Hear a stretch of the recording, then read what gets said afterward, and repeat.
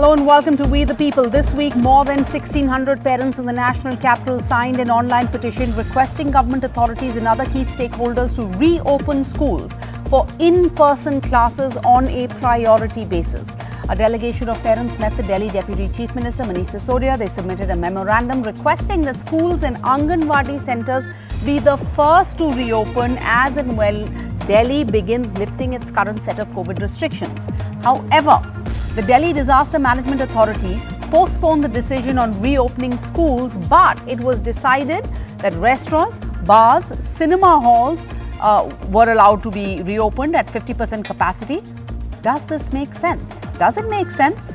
If it's safe to go to a restaurant, a bar and a cinema hall and malls, then why is it unsafe to go to schools? And if the answer you're going to say is because kids are not vaccinated, why aren't kids prevented from entering malls and cinemas? Are we really keeping our kids safe? Or is this a placebo effect? As India celebrates its 73rd year of Republic, what of our children's constitutional rights to education, to health and to life, a normal life? Have we failed our children? Joining us now, the chairperson of the DDMA of the Central District, the District Magistrate in the Central District. Do we have Akriti? All right, so let's go across to Akriti Sagar. She's joining us. She's the chairperson of the DDMA, the Central District, the District Magistrate of the Central District. Akriti, you know, globally schools are the last to close and the first to open, but not in India. Can you take us through the DDMA's thought process? How is it possible that one can go to a mall, one can watch a movie today, one can get a drink with friends or colleagues after work, but our children cannot go to school? And it's ironic, and really the joke is on us. Hi, the DDMA has decided not to open up schools as of now, since children are not vaccinated as of now. But that's because online learning has taken pace, and past 1 year or so, we have seen that online learning is giving good results. So before reopening the schools and the decision is made on that, the positivity is being checked, and accordingly a decision will be taken. But Akriti, like I was saying, kids aren't vaccinated, you say, so they can't go to schools, but you're letting them go everywhere else. See, the first respondents for a child are the guardians, which are the parents or the guardians who are taking care of the children. So they are taking care of them. And when the schools reopen also, whenever the decision is taken ultimately, then also parents will be taken in confidence. But right now, then why not reopen schools and leave it up to parents if they want to send their kids to schools? Right now, parents don't have an option. You've prioritized, the DDMA ma'am has prioritized liquor shops over our children's education. We are keeping a close watch on the positivity rate, and based on that, a decision soon will be taken on when schools can reopen. So we are keeping a very close watch on it. Won't the positivity rate, ma'am, rise as Delhi opens up? Obviously, the positivity rate will rise. The more we open up, the positivity rate will rise, and then it's like a vicious circle. The kids will never get to go to school because the positivity rate will never go down. Or you prioritize and you say everybody stays home, you don't don't go to a bar, don't go to the gym, don't go to a mall, but your kids go to school. Lockdown cannot be a permanent solution, but we have no data to suggest that positivity rate will definitely increase as we open up more and more. So that is still to see, and once the vaccination process speeds up, it's already sped up, and once more and more people are vaccinated, we'll reach the herd immunity, and hopefully we'll create a safe environment for everyone. Well, it's already been 2 years. Let's go across to Vijay Jolly of the BJP. Mr. Jolly, BJP delegations, if you just look this up, you will find a whole flood of stories. BJP delegations go to the LG. They asked to end the curfew. They urge the LG to end odd even. Clearly, you have access to the LG, but you have not asked for schools to reopen. Who needs schools? As long as one can go to malls and the movies. Such a low priority for education, sir? Well, you see, I'm not having a brief for the BJP tonight. I'm speaking as You're a with the citizen BJP, of the capital. Mr. Jolly. Yes. I'm speaking as a citizen of the capital. No, Mr. Jolly, we've invited you not as a citizen. Yes, you have invited me as the president of the Daily Study Group. And Mr. Jolly, as a member of the BJP who has been part of delegations, who has gone to the LG, I am asking you, have you ever raised the issue of reopening schools, prioritizing schools over gyms and malls and bars? I'm coming over to that, please, if you give me a time, please. There is So the no clock is doubt, ticking. there is no doubt that the corona has badly affected the students, the brains, the studies and the parents alike. And it is also a known fact that though the second wave was ferocious, admittedly the third wave is mild. And when we have allowed the economic activities, restaurants, bars and cinema halls, there is this demand to reopen the school is legitimate. But we should not rush up. What necessary precautionary steps the Delhi government and the protective drills the schools have adopted for the safety and security of the school kids when the schools reopen. Physical distancing, reducing the class sizes, staggering the start and the close of the timings, staggering the meal timings, water and hygienic facilities. These all are the various aspects on which the Delhi government and its whole paraphernalia have to take into account the public as well as the private schools, which number 5,713 schools in the capital. I have not heard during the past 2 years government machinery or the different educational directorates taking the school principals, the staff, the teachers into account and telling them any child who will go to the school after the reopening of the schools will have to be fully vaccinated because it is going to affect the life and the times of the future of the children. I do agree with the various factors that it is high time we should shed our differences of politics and other things apart, and the young children, they are lost of a precious time which is gone in this pandemic while sitting at home, while taking education from the computers. It is high time that they find the real study times at the school, in the playgrounds, but with do we need to wait for vaccinations? We'll ask Dr. Zara. I want to bring in Rati Nehra. She is the co-founder of Baby Jalebi, a baby and kids product brand, well-known one. She's also the mother of two, one of the signatories of that online petition and an advocate for schools reopening. Rati, do you feel crushed when you hear what Mr. Jolly is saying? Do you feel that in the name of protecting our children in the short term, we're actually doing them long-term harm? Absolutely, Sarah. To put it into perspective, the last time one of my children went to school, she was in the 2nd grade. Now she's about to go to the 5th grade.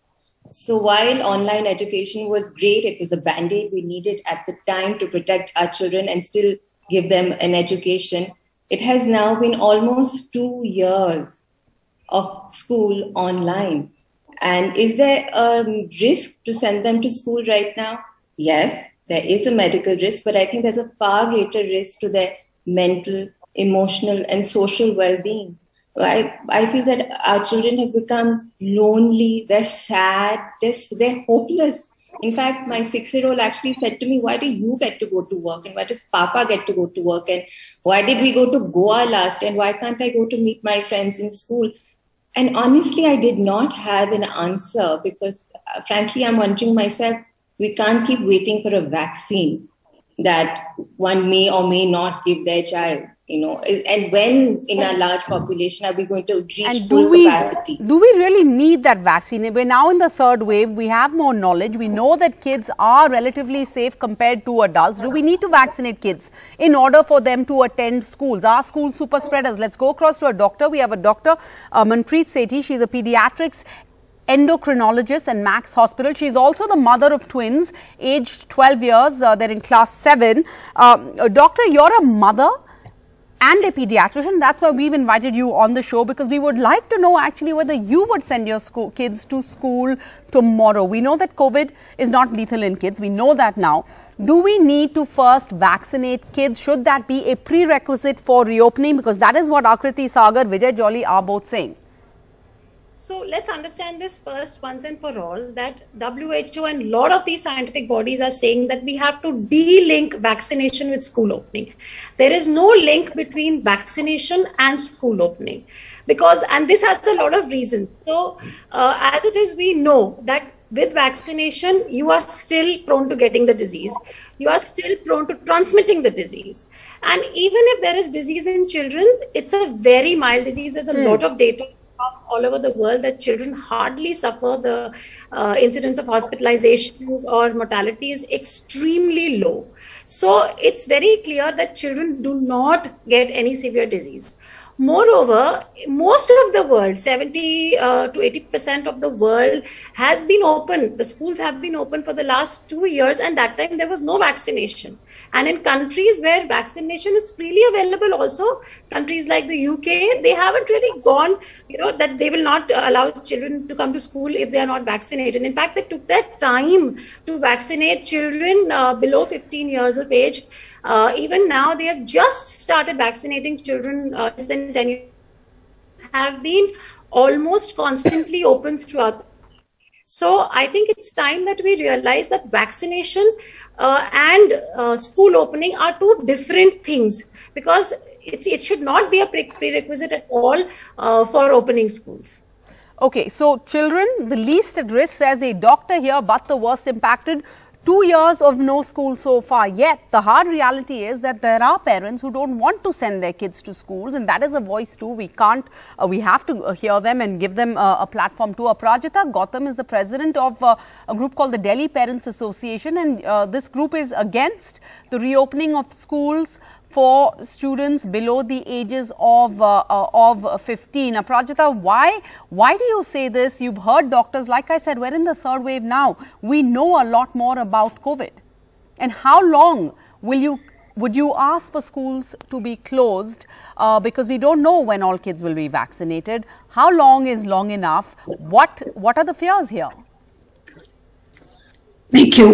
मैं 2-3 चीजें clear कर देती हूँ। Number 1, ये जो बात अभी हम बात कर रहे हैं, जैसे डॉक्टर ने बोला वैक्सीनेशन से रिलेटेड उन्होंने जो भी थ्योरी दिया है, आपने खुद देखिए वो कॉन्ट्राडिक्टरी हो रहा है। कोई कुछ कह रहा है, कोई कुछ कह रहा है। दैट इज द रीजन जो पेरेंट्स हैं आज की डेट में डायलेमा में हैं, वो स्कूल भेजे या ना भेजे। तो मैं अपनी बात को बहुत सिंप्लीफाई करके आपको बताऊंगी। अगर आपने स्कूल खोलना है तो 15 to 18 की एज के जो बच्चे हैं, जो 9 से 12 तक के बच्चे हैं, आप उनके लिए स्कूल खोलिए। उसके पीछे मैं लॉजिक देती हूँ।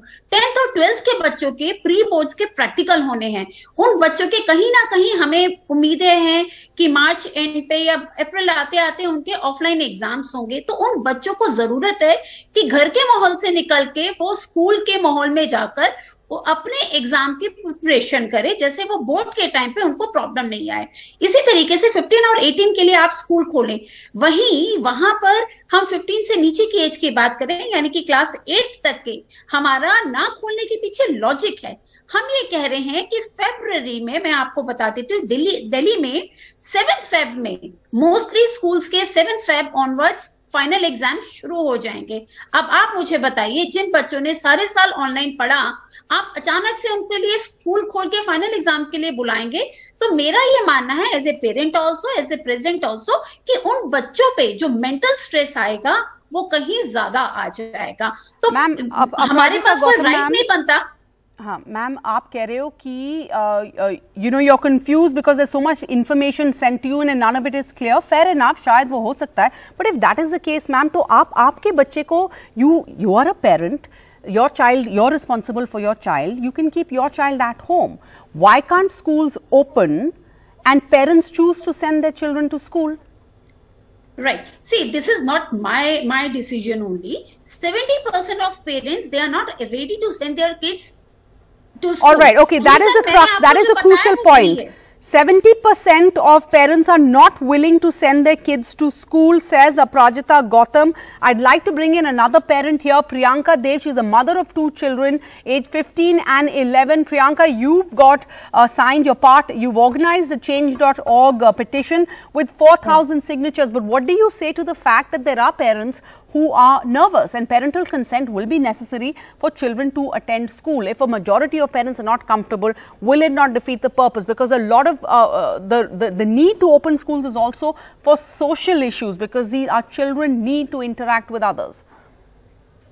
No, I don't think I agree that 70% of the parents don't want to send their children to school. We've got close to 4,500 signatures on that petition now, and it's not even reached, a large population. Yeah. And I agree with the doctor when she says that, vaccination we cannot wait forever. Jab tak vaccination hoegi, it will be another year, and our children are going to be sitting at home suffering till then.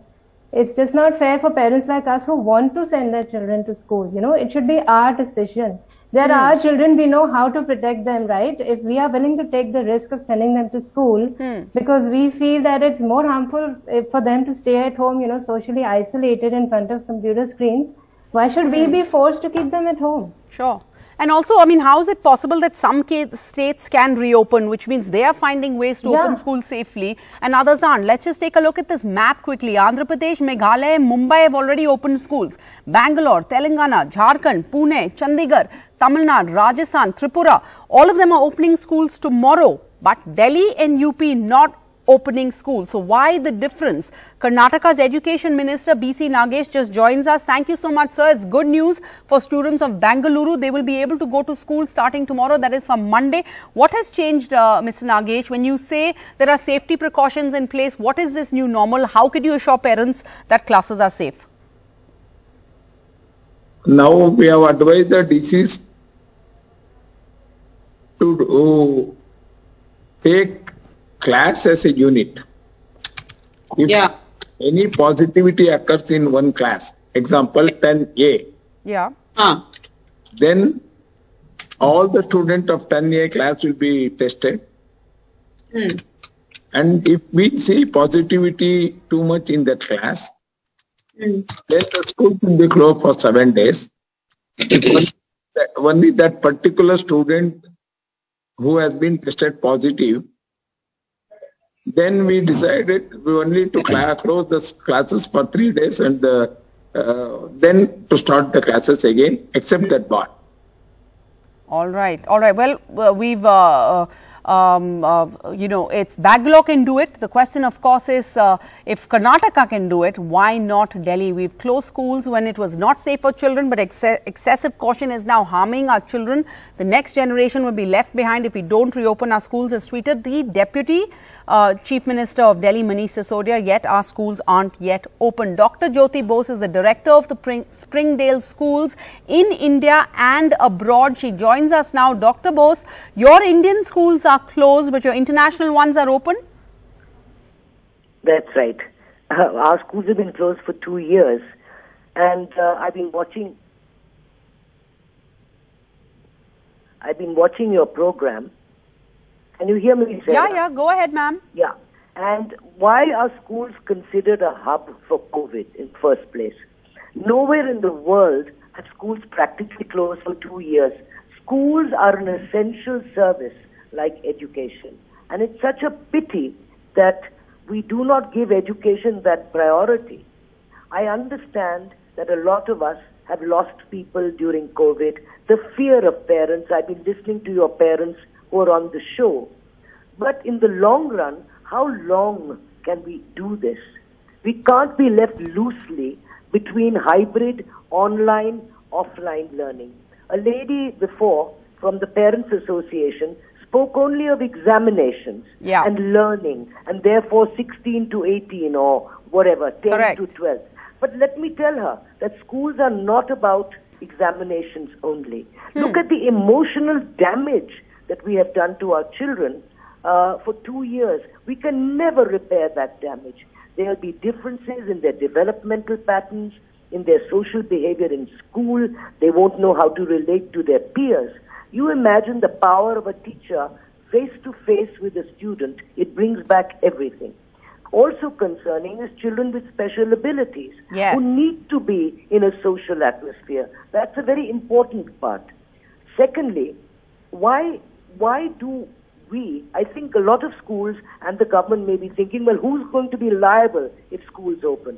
Well, there are always risk factors. There are protocols that have to be put into place. But remember, it's not only about lateral flows in the school by the NHS in England, which has maybe 10 children or 15 in a class. We have a game of numbers, and no doubt it's difficult. So if we open in a phased manner, we've done that before. When we opened for 6 days, we had 10% of the children turned up. But I'm sure now with this new wave on the decline, and it's a milder wave, as doctors say, and we shouldn't really relate it to vaccines at all, and with 6 to 18-year-olds wearing masks, I think we can try it on. And what about the teachers? Nobody's thinking about what they're going through. Where do they focus? Their face-to-face learning or hybrid learning? This hybrid. So I think it's high time that we have to have a collaborative approach between the government, the parents, and the schools. And the government is free to audit any school for safety norms and protocol. But surely, Sarah, the time has come.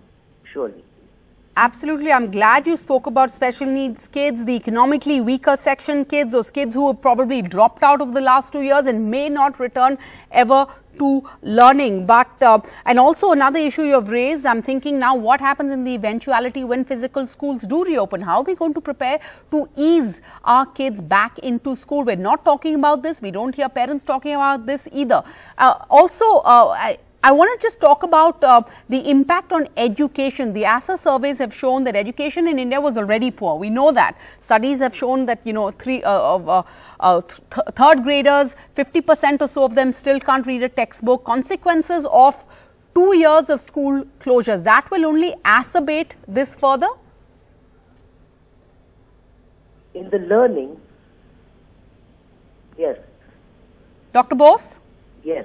Well, I certainly feel that up to the question is how people are going to jump to board classes, and then you will have the CBSE lowering its standards, yes, so that the pass percentage of Delhi State or whatever you have, I mean, it raises. You know, you have to have we've done so well in Delhi, and we've, you know, got so much percentage. So I think we are going to be never going to be able to make up that time of what they call development, stones or whatever, development milestones.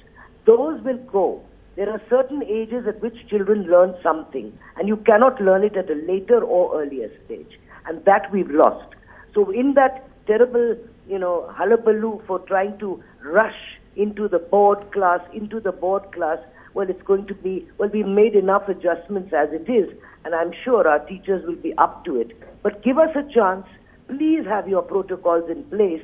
And certainly, let Delhi government audit all the schools for their safety protocols. Audit all the schools if they need to, because the question is, in the process of grappling with the pandemic, are we allowing an even bigger crisis to emerge? Dr. Manpreet Sethi, I want to go across to you last. Should we just assume and be prepared for the fact that if schools reopen, their cases will rise? We will see cases. I mean, and we can just, there's no panic then, there's no hoo-ha, because the benefits outweigh the risks. Absolutely, absolutely, Sarah. When the schools will reopen, because there is Omicron around right now, and whatever little numbers also, children are likely to get, especially ones who have not had an infection in this wave or in the earlier waves, there is a likelihood that they might experience a mild flu-like illness, little fever, little cough, cold, which used to happen to children earlier also. It's like a mild infection. Many parents are reporting that the kids have been facing high fever, right, for a few days. Yes, high fever. Yes, because this virus, this Omicron strain particularly, is mostly it's harbored in the upper airways, in the nose and the upper respiratory passages, and it does induce a response just like another influenza virus or a flu, where you do get high-grade fever, and children are getting high-grade fever anywhere between 101, 102, 103, but it is settling down very much in the next 1 or 2 days or 3 days maximum. So nothing, as a pediatrician, as a pediatric endocrinologist, we have not seen any cases of severe COVID or COVID pneumonias in children in any of the 3 hospitals that I am going to. So I think when we send our children back to school, we should be prepared a little bit that this might happen. But if we don't send our children back to school, we are already facing a pandemic of so many problems, lifestyle-related problems, the number of cases of childhood obesity, type 2 diabetes, bone mineral density, so many things are increasing. So it's time to, make a very informed decision based on science and facts. And to make an informed decision and be aware as the doctor points out here, that if you send your child to school, there is a chance that they will get COVID. If you send your child to school, there's a chance that other children in that class could have COVID. But as doctor says here, the benefits outweigh the risk here. Thank you all for joining us. We parents have to ask ourselves, have we over the last 6 months gone to the parlor? Have we taken a vacation? Have we gone to the gym? Have we attended a wedding? We need to ask this question, be truthful to ourselves. Have we gone to the mall? At that point of time, did we assess the risks? Did we take our kids along with us? And if we could do that, why can we not send them to school? Will we do right by our children? Will history judge us poorly? Have we failed our children? That's a question on We the People tonight.